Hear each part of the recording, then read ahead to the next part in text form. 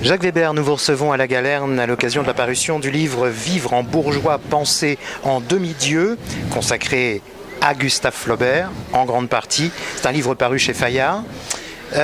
Comment découvrez-vous Flaubert? À la maison, je cite, « Maman parlait Verdi, la Calas, mais n'osait pas parler littérature, c'était le territoire de mon père. Hugo et Chateaubriand étaient alors à l'honneur et on parlait peu de Flaubert. » Oui, tout à fait. Je n'ai entendu parler de Flaubert que par le biais de l'éducation nationale et d'une façon un peu dogmatique qui me répulsait un peu, pour tout dire. Et ça n'est que très longtemps après, mais très longtemps après, 30 ans après, qu'un de mes camarades qui jouait avec moi m'a dit « Connais-tu la correspondance de Flaubert ?»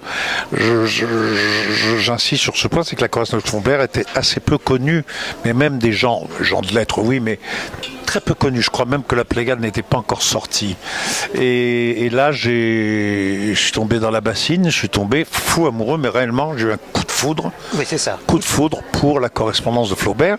Et bizarrement, c'est donc par le chemin inverse que j'ai redécouvert sa littérature, que j'ai aimé à tel point Bovary, que j'ai même fait une préface sur Madame Bovary, que je suis devenu vraiment fou des trois contes, de l'éducation sentimentale, un peu moins de Salammbô, alors que quand on connaît ma nature, on pourrait penser que je suis plus proche de Salammbô.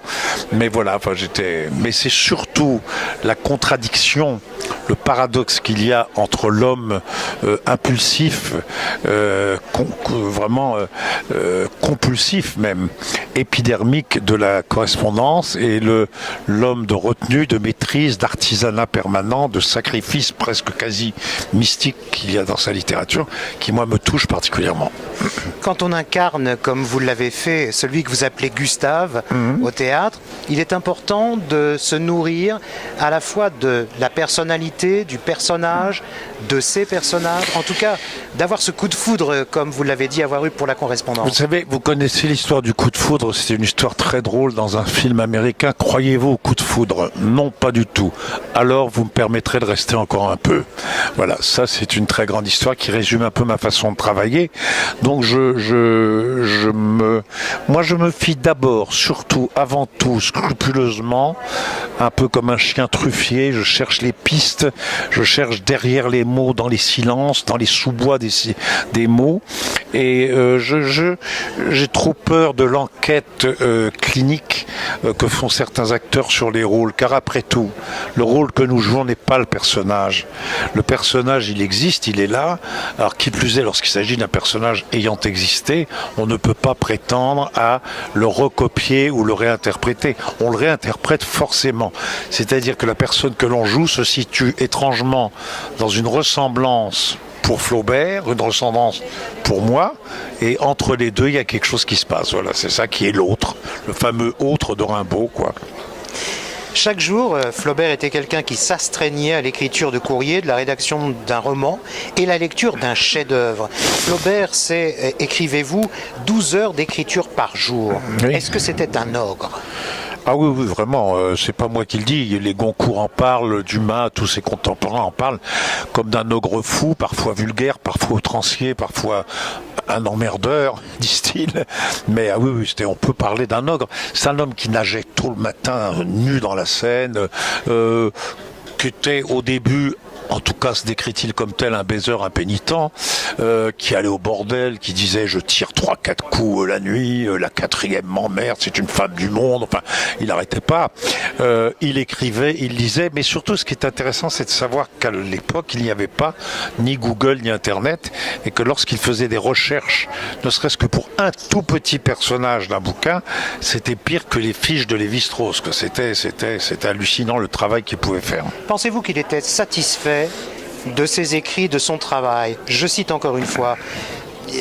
Il écrivait « J'ai envie de me casser la gueule quand je songe que je n'écrirai jamais comme je veux, le quart de ce que je rêve. » Oui, je crois qu'il dit d'une façon extrêmement musclée et directe ce que presque tous les auteurs, voire les acteurs, alors là c'est mon terrain, disent à la fin d'une représentation.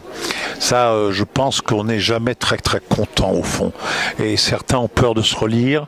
Certains, savez-vous que Peter O'Toole ne s'est jamais revu dans Laurence d'Arabie. Certains ont peur de se revoir. Et quant à moi, je ne supporte pas les répétitions où on nous propose une vidéo. C'est épouvantable. Ce n'est jamais bien. Ça n'est jamais bien. Et c'est ça qui fait que on retourne le lendemain pour peut-être susciter ou non le moment de grâce qui se situe entre un travail acharné et l'état sauvage qui est libéré grâce à ce travail acharné.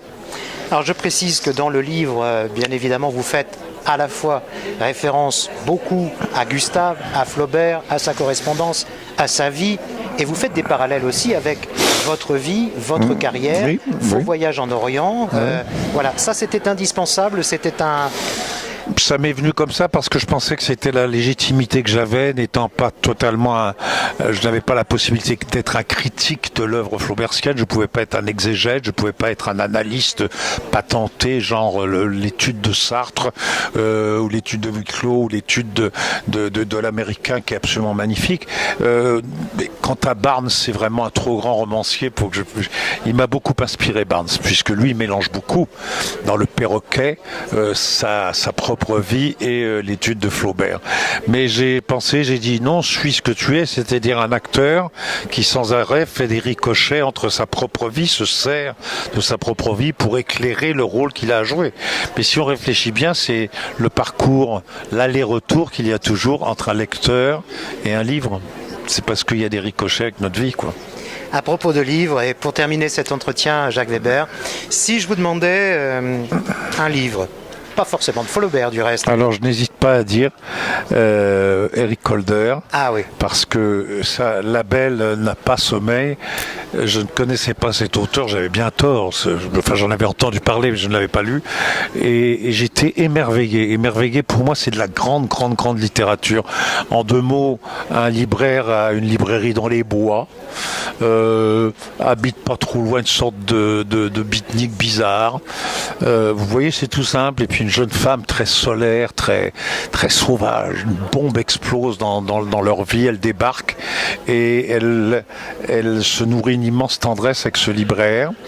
Et puis après, elle s'évade avec l'autre homme, enfin on peut pas faire plus simple, mais avec les mots, la délicatesse, le grand style, l'homme de lettres qu'est Holder, c'est un petit chef-d'œuvre, vraiment. C'est pas un petit chef-d'œuvre, c'est un grand livre. Voilà. Merci Jacques Weber. Merci à vous.